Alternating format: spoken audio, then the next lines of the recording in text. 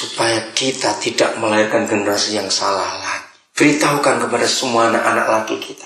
Anak-anak muda yang hadir hari ini, beritahukan kepada teman-teman dan beritahukan pada dirimu sendiri. Hentikan free sex. Alkitab adalah satu-satunya buku, dan ini kita harus ngerti, saudara. Alkitab adalah satu-satunya buku yang menuliskan ini. Apalagi ribuan tahun yang lalu. Dan tidak ada buku lain yang menulis ini. Jadi kalau hanya Alkitab yang menuliskan tentang rusaknya generasi ini, yang bisa menyembuhkan generasi ini, amin kan coba? Hanya gereja, bukan yang lain. Itu sebabnya saudara, buka hati kita untuk berhitungan. Pasal 4, dengan cepat. Ratapan masih Lamentation, pasal 4. Saya akan baca ayat 3. King James pakai the sea monsters draw out the breast. Indonesia mengatakan serigala. Serigala pun memberikan teteknya dan menyusui anak-anaknya. Tetapi putri bangsaku telah menjadi kejam seperti burung unta di padang pasir. Kalau papa membandingkan kita dengan serigala, berarti manusia sudah keterlaluan. Aborsi luar biasa. Dan ini ayat. Mengapa? Saya nggak tahu angkanya. Di Amerika setahun berapa juta bayi dikuburkan. Di Indonesia setiap tahun sudah. Itu data terakhir yang saya terima Mei 2009. Yang terdaftar itu 3 juta bayi dibunuh setiap tahun di Indonesia. Di Jakarta, saudara, setiap pangkalan ojek, setiap tempat pemberhentian bis, itu sudah ada calo-calo yang gugurkan kandungan. Jadi kalau ada penumpang turun bis, dan mereka itu hebat sekali. Mereka itu bisa membaca, orang itu perutnya nggak kelihatan besar karena lagi hamil. Tapi mereka sudah bisa membaca gerak-gerik orang yang ingin gugurkan kandungan. Itu yang sampai hari ini kami itu lagi cari, kok bisa tahu. Apalagi usah perut besar, sudah nggak cilmu YouTube, langsung didekati oleh para cawe. Ditunjukkan tempat untuk aborsi. Amerika lebih hebat lagi. Jutaan mereka mati. Kita sering dengar bayi dibuang kok di Indonesia. Sekarang terjadi. Lidah bayi melekat. Wah, luar biasa. The tongue of the sucking child cleft to the roof of his mouth. Nempel di langit-langit mereka. Karena haus kering. Ini bukan cuma haus susu, makanan, haus kasih sayang juga anak-anak itu. Anak-anak meminta roti, tapi tak seorang pun yang memberi. Saya lompat ayat yang ke-10. Jangan marah dulu. Kalau kita lihat ayat ini, ayat 10. Dengan tangan sendiri, wanita yang lemah lembut memasak, merebus kanak-kanak mereka untuk makanan mereka. Tatkala runtuh putri bangsa. Saudara, jangan marah dulu kepada ibu-ibu. Ada beberapa tempat yang kami buka untuk menampung yang seperti ini. Hari-hari ini kami sedang ngurus satu bayi di satu panti asuhan di daerah Teluk. Ini tadi pagi saya sempat kirim, dan kami sedang cari ibunya. Datanya sudah ada di tempat itu. Dan ada beberapa persyaratan yang sedang kami siapkan. Tadi pagi saya sudah SMS kepada satu yayasan untuk ambil anak itu, dan kami akan bawa ke Nabi. Ibunya itu seorang psikolog, sudah hebat sekali. Tapi karena free sex, dia seorang pemimpin human resource development. Cukup tinggi kedudukannya satu perusahaan. Dan kami sudah punya datanya, perusahaan terakhir dia bekerja, dan kami sedang lacak. Sebab kami akan bawa ibunya dan anak ini ke Nabi. Ayo kita pulihkan generasi ini. Jangan buang anaknya. Di Indonesia banyak orang tua jual anaknya karena faktor ekonomi. Untuk makan. Tapi lihat di Amerika, akhir Agustus yang lalu, di satu state ada ibu yang makan otak bayinya. Dengar nggak berita itu? Ya, terlalu orang mereka gak dengar. Saya di Indonesia dengar. Jadi mama umur 24 tahun, babynya umur 5 bulan. Anda tahu state mana? Saya lupa. Yang Agustus lalu, wah gempar itu saudara. Dia dengar setan bicara. Bunuh anakmu lalu makan. Dia goreng otaknya. Waktu polisi datang ke rumah itu, kalau saya ceritakan misalkan, mamanya lagi makan paha anak. Wah, dunia ramai itu berita di Indonesia luar biasa. Penjualan bayi-bayi sudah bukan rahasia lagi. Oke, kita teruskan sekarang. Memberi tumpangan itu ada 2 macam. Dan ini agak sulit, ya, apalagi di Amerika. Dan rumah juga tergantung kapasitasnya.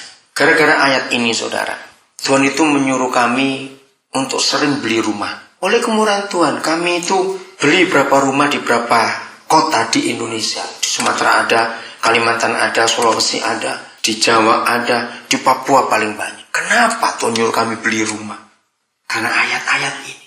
Kami mau nampung anak-anak itu. Nah, kalau rumah saudara kapasitasnya kecil, jangan ada alasan. Ada rumah kedua. Itulah rumah hati kita. Maka itu Tuhan Yesus berkata kepada gereja, kepada manusia, tidak tahukah kamu bahwa apamu adalah rumah Tuhan? Apa? Percayakah saudara, rumah hati kita itu bisa menampung 2 juta orang, 3 juta orang? Coba jawab, iya atau tidak?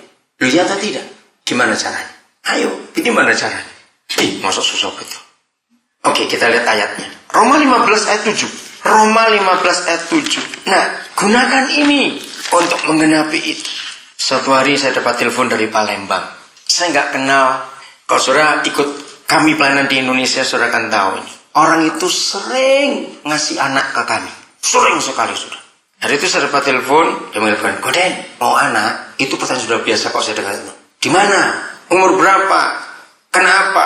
Anak ini besar di panti asuhan. Sekarang itu sudah dengan kami di Biak. Kami ada rumah di Biak. Belum lama saya berikan dia laptop karena dia minta laptop. Sekali untuk komputer. Oke, bawa ke Jakarta. Aduh, nggak punya uang. Saya kirim uang. Jadi dia, orang ini, dengan anak itu dibawa. Pada 2 hari kemudian saya ke Papua, saya bawa dia ke Papua. Kamis minggu yang lalu. Satu anak lagi dari panti asuhan di Bandung. Anak ini jadi gini. Saya dapat telepon satu hari dari seorang mayor karena dari Bala Keselamatan. Saya tanya, Mayor tahu telepon saya dari mana? Oh, saya tanya kiri kanan dari orang-orang. Oh, kalau gitu urusan telepon Pak Daniel saja. Tolong Pak, bawa anak ini. Kami sudah nggak bisa ngasuh. Kalau dia tetap di sini akan jadi rusak semuanya. Terus saya tanya, anak ini siapa, dari mana? Kami tuh nggak tahu orang tuanya. Waktu dia umur 2 hari, dia dibawa ke pentasuan ini.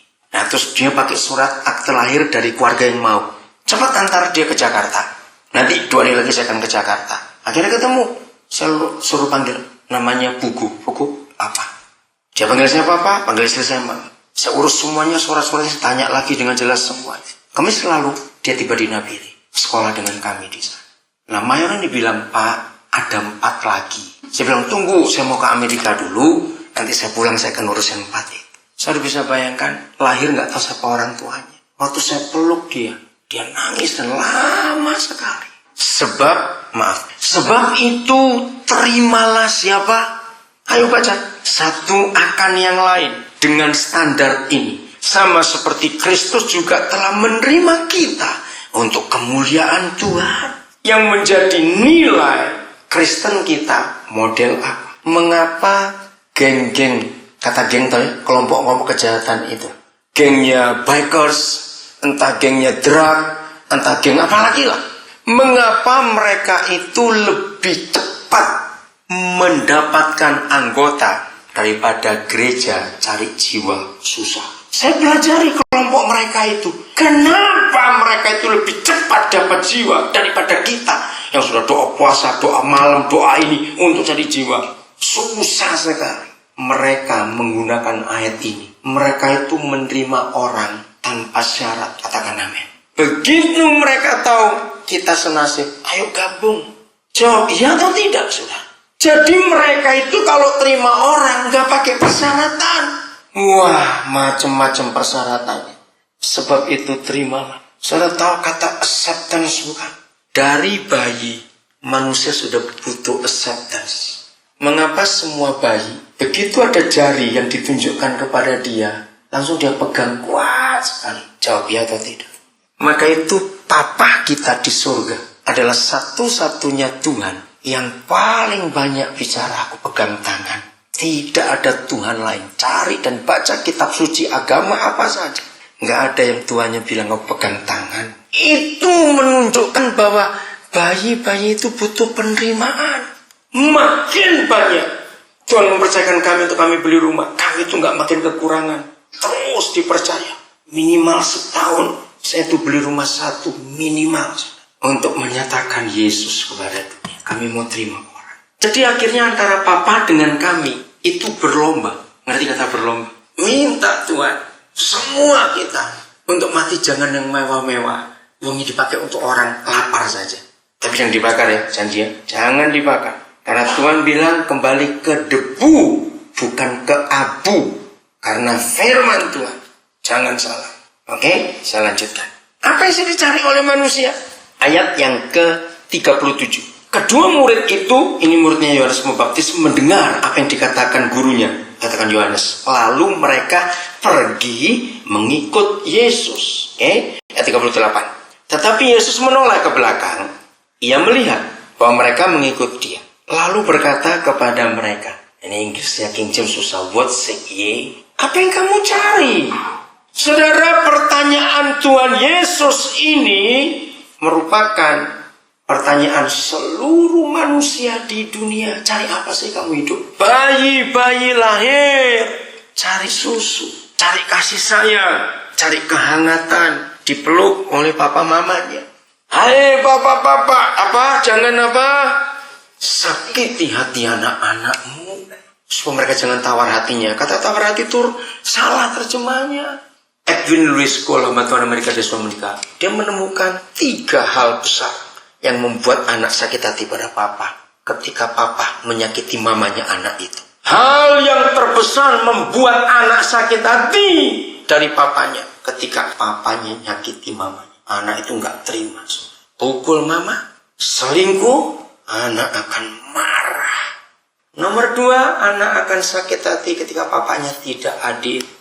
Ketiga, anak sakit hati ketika papa ingkar janji. Aneh loh saudara, anak itu dengan janji orang tua ingat betul dia. Kita aja lupa itu masih ingat tuh anak. Ini 3 hal untuk mengenai Edwin Lewis. Jangan sakiti mama, berlakulah adil, dan tepati janji. Karena itulah gambaran Papa di surga. Kalau gereja melakukan ini, dunia akan sembuh. Akhirnya generasi yang layak akan disiapkan. Tuhan